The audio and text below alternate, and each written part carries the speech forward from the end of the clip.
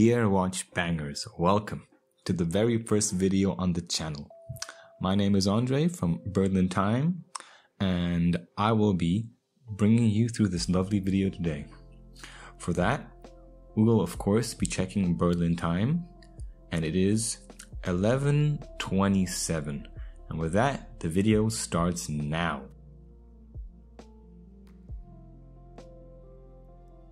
So, what I'd like to show you today is this funny little matchbox, of course, on the watch channel. But no, it is a vintage citizen watch, which I bought off a sketchy eBay purchase a while ago. Especially sketchy because it came in a matchbox and wrapped in bubble wrap.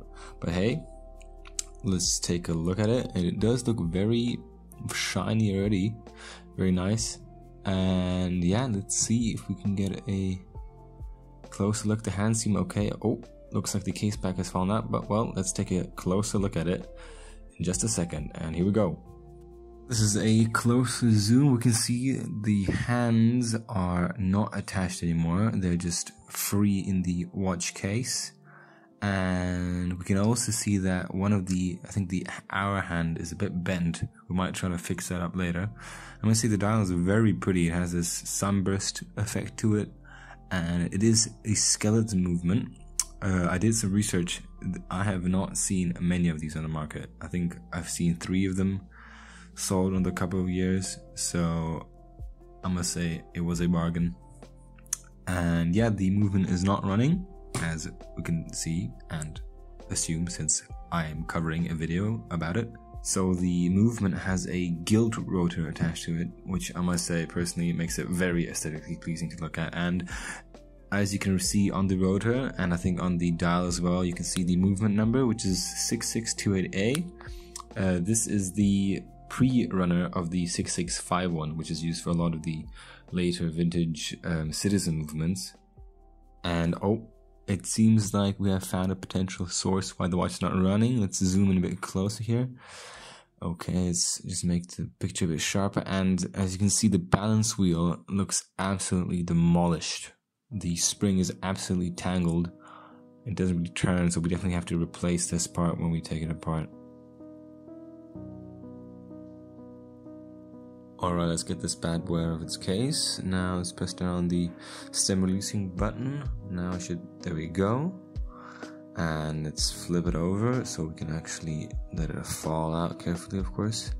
Not that we damage the hands while pulling the case off. And here we go.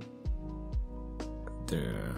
And yeah, oh, we can see that there are some stains on the dial, on the golden window circle here, but I'm pretty sure we can get that cleaned up. Alright, here go the hands. 1, 2, 3.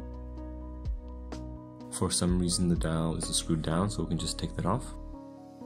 Now we can see the escapement wheel here through the window.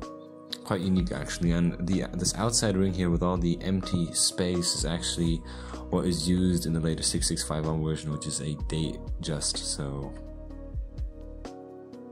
and if you're wondering why I'm not using finger cuts or gloves, it's because I think that they're unnecessary at this point, since I'll be watching the movement later on anyways, so I'll just put them on once I have watched them. Hyper zoom time! Phew! Off goes the hour wheel and the cannon pinion. Now we're coming to the minute wheel and the minute wheel cover. Let's loosen the screw. And if you see that some of my tweezers are banged up at the front, that's just because I'm a horrible person and I really need to take care of them better. And yeah, let's get this screw out the way and let's grab the cover. It's a bit difficult to grab here. Maybe it's because of my abused tweezers, but well, I'll just have to live with that. Now, that's gone as well. Now the minute wheel. And of course, after the minute wheel, we'll get the intermediate wheel, which is connected to the clutch and the minute wheel. Now, once that is done, we can start looking at the setting system. Here we loosen the setting bridge, which acts as a cover plate. Let's get these screws out the way, and this one is, oh, it looks like I dropped one. Let's pick that up here as well. The main bar of the main plate is still hooked into the setting lever axle, so be careful when you take it out, it'll spring a bit. And of course we take out the yoke as well. Beware with the setting spring, this tends to fly away. Setting lever axle doesn't want to get out, or we'll just leave it inside. Instead we'll just go to the clutch wheels. I'm not sure what the first one is there, but the second one is definitely the clutch. I'm not sure if the first one is also a clutch wheel. And just like that, we have stripped the front face of this watch movement. There's nothing left, and I'm just checking the jewels here for preliminary cracks, but it looks all good. We'll check it out later as well. Now let's flip the watch to the backside. Now we use the specialized screwdriver.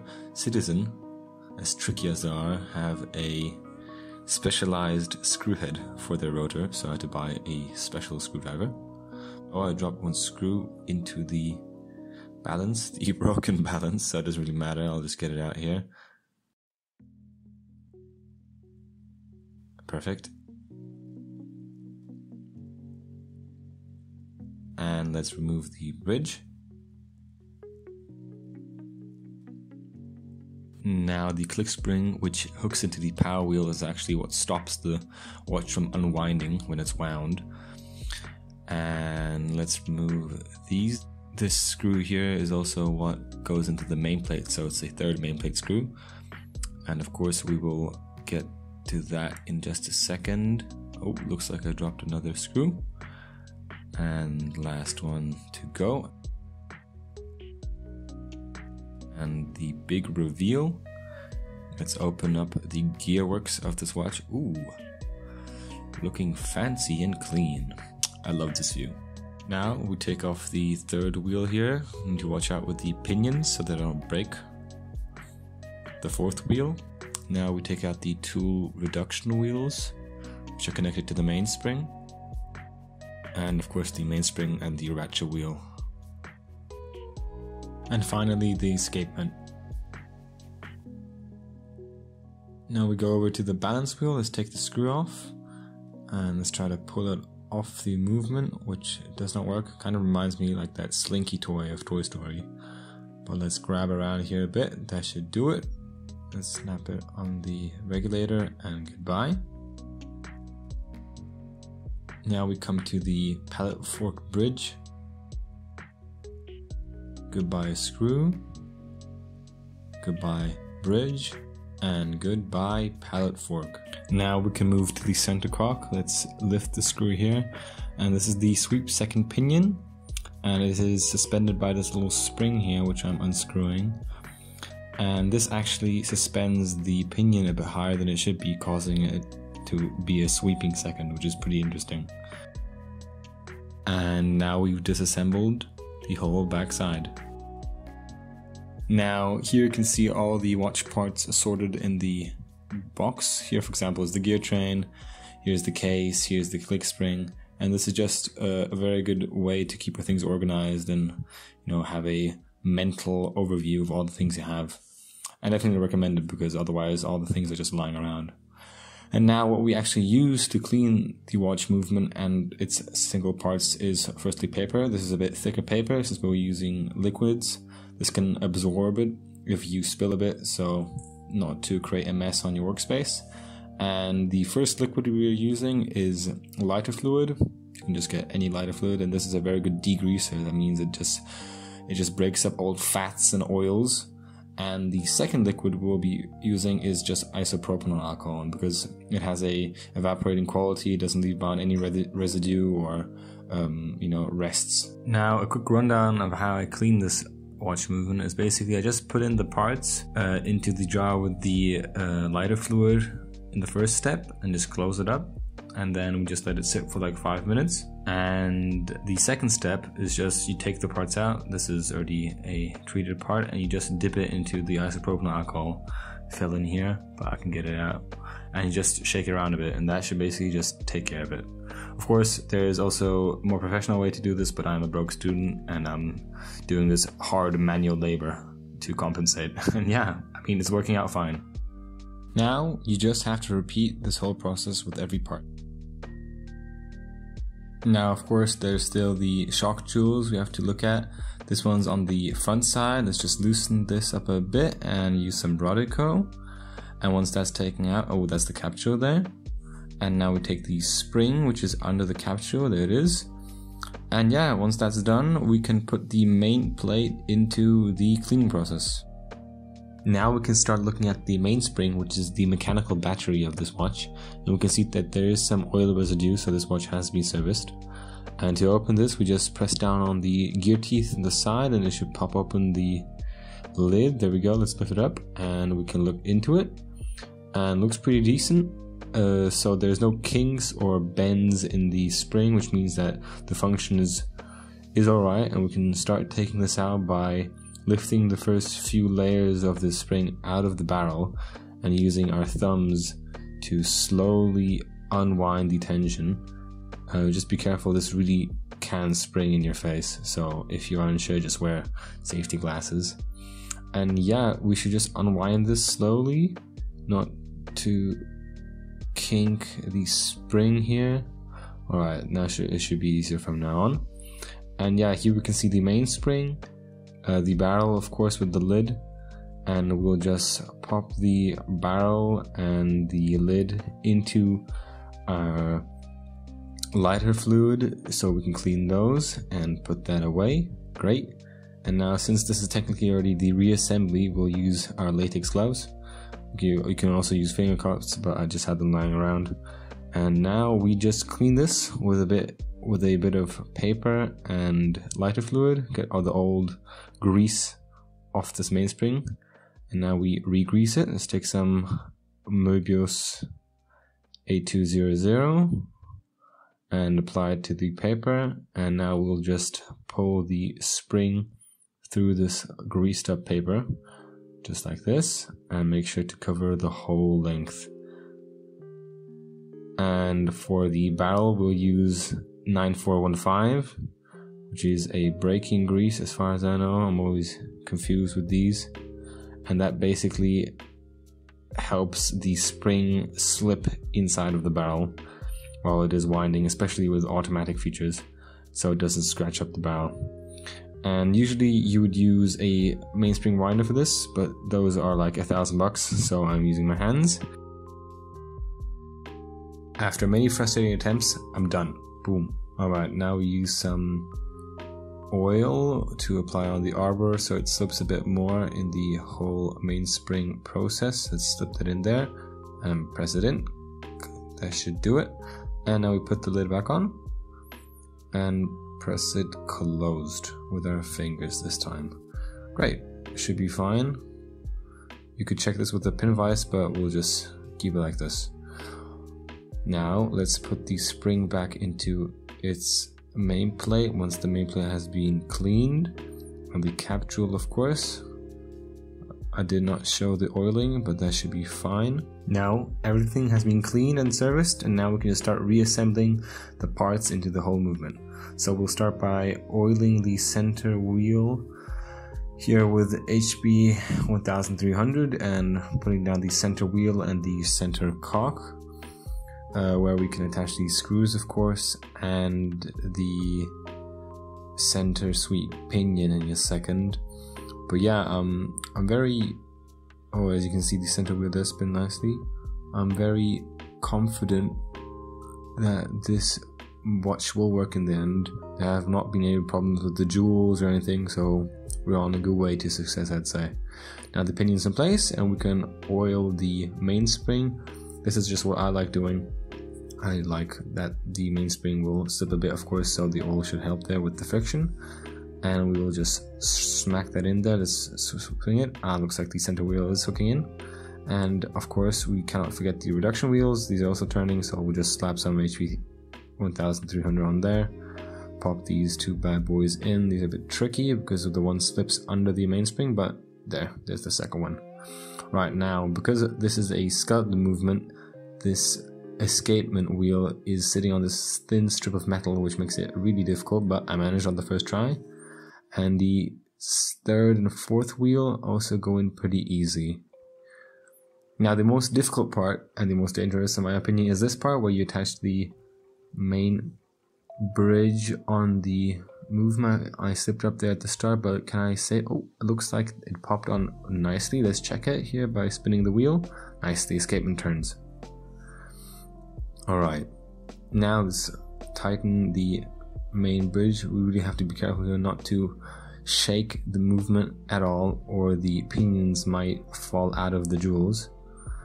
And now we just oil them with some 8010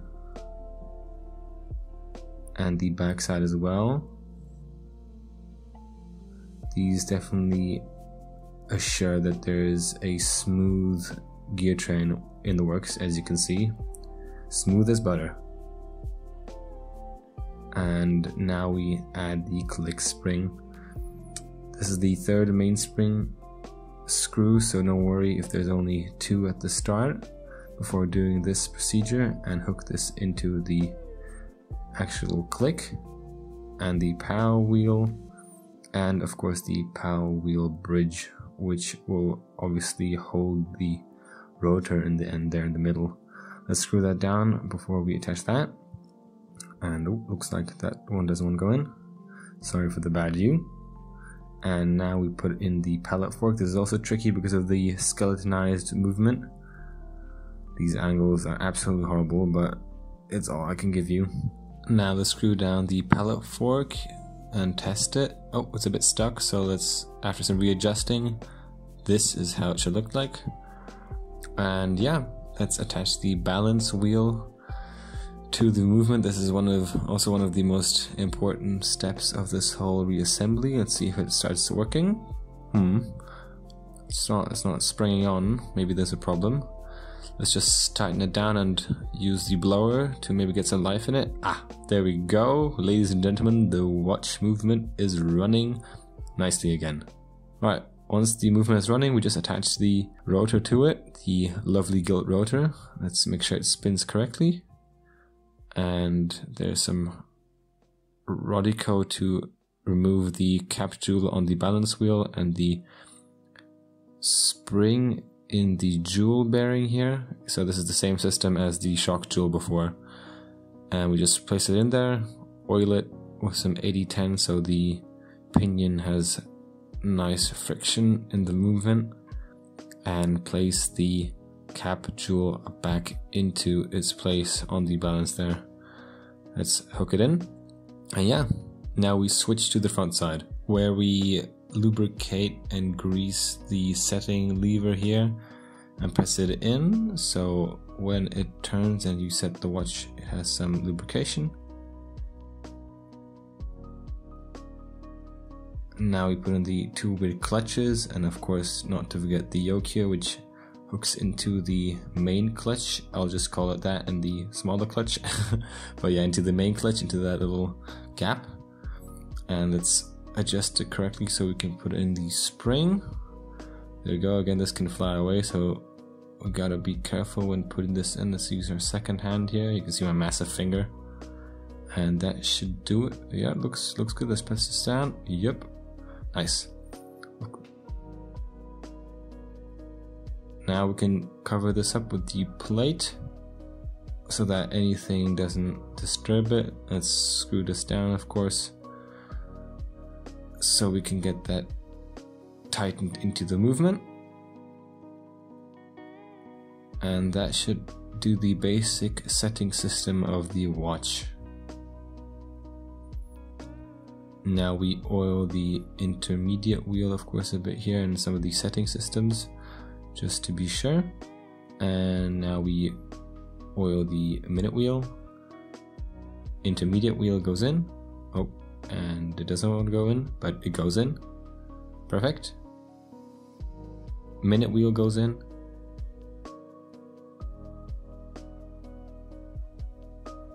And the intermediate plate comes on, of course, as well there. Let's screw this down and adjust up. There, it slipped in perfectly. Screws in. And now we just screw that down nice and tightly. Now we oil the cannon pinion a bit and slap on the actual arbor there. And press that down. There should be a small click. Perfect. Now we oil the pinion again and put on the wheel. Now we come to these stains we saw on the dial before. Here is one, for example. I'll just try and scrape it off with my tweezers a bit. Let's see if the friction can... Oh, it seems like some of it is getting off, but it doesn't have to be perfect. So yeah, let's just turn it around a bit here, and once that is done, we can just check the top of the movement where the dial legs go. There we go, we slip it on and press it down. Seems like a tight fit, and now we can screw in the dial feet on the sides. Of course, the hands are not on yet, otherwise my fat finger would have crushed them. So that's something good. And yeah, now we just completely tighten the dial down and start looking at the case. We have some jeweler's cloth here, and I'll just polish the sides so it just shines a bit better, maybe buffs out some of the scratches if I'm lucky. But I don't have a Dremel yet, so I'll just do this all by hand. And yeah, some of the material in the jeweler's cloth will, if I'm lucky, fill the small gaps and scratches and just make it an overall better presentation. And now we take this special movement spacer ring, which is needed, of course, to hold the movement in the actual case, otherwise it would be jumping around, just connected to the case by the stem. And I just orient it on the actual movement, and once I'm ready, I'll just press down lightly.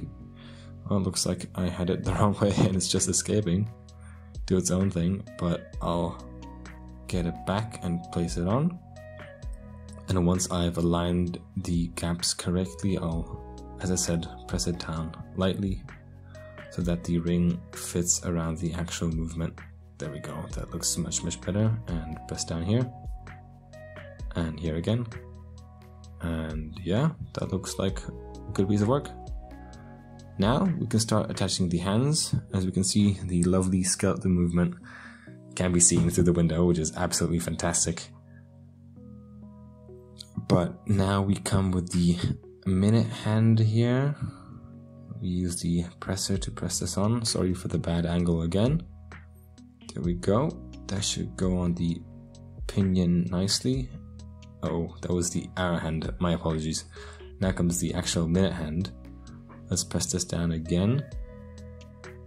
There we go. Looks pretty straight too. And oh, I was wrong. I'll have to press down it again. There we go. Oh, that's a bit rough. But we didn't damage it, so it's fine.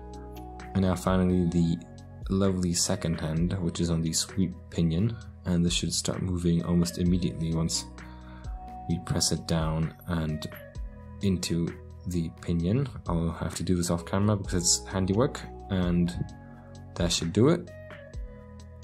There we go. The sweep second is moving nicely, and it is indeed sweeping on the dial. Now we carefully reattach the glass and case onto the movement again. Let's just make sure that nothing breaks off here. And press that into the case carefully with a screwdriver. There we go. It just drops down, and now we put in the stem and crown. And it retracts as well perfectly. Let's do some test. The hands are moving nicely, and let's press it in and try to wind the watch. And yes, there is some resistance, so the mainspring is winding. Perfect. It is a success.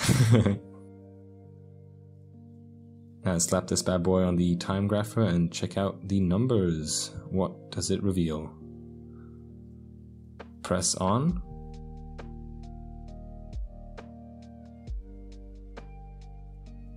And let's see what comes up now. Now the Timegrapher just basically shows the vibrations of the individual parts in the watch.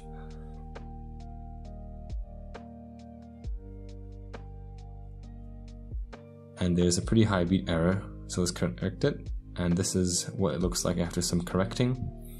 Plus 3 seconds a day, amplitude over 200, and a beat error of 0, which is perfect. Now let's slap this bad boy off the Timegraph again. We can press the pretty watch back on the watch case itself. Now we use these silicone dies has a little cove so we can press on the glass correctly without breaking the watch. Now we insert the actual case with the glass back and we press down carefully while readjusting the watch. And 1, 2, 3, click. There we go. Mission completed. So here's the final result. Enjoy these cinematic shots.